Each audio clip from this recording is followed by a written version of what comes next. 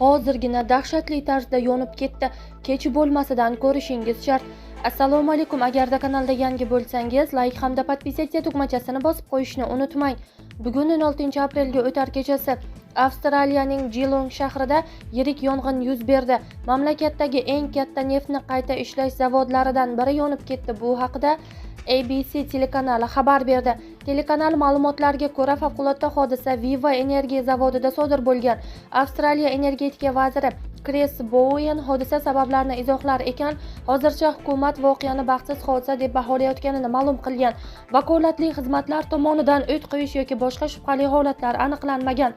Yong'in xavfsizligi xizmatining aniqlik kiritishicha, alanga avtomobil benzini bo'limida boshlangan. Taxminlarga ko'ra, u yerda sizib chiqish va bir nechta portlash sodir bo'lgan. Hozirda yong'in o'chirilgan, biroq rasmiylar zavoddagi ushbu hodisa benzin ishlab chiqarish hajmining kamayishiga sabab bo'lishidan xavotirda.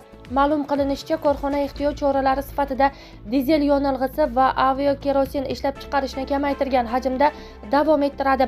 Ma'lumot uchun, Viva Energy zavodi Viktoriya shtatidagi yonilg'ining 50% va butun Avstraliyadagi yonilg'ining 10% ishlab chiqaradi. Ushbu korxona mamlakat ichida yonilg'ini qayta ishlash imkoniyatiga ega bo'lgan ikkita korxonadan biri hisoblanadi, deyilgan xabarda.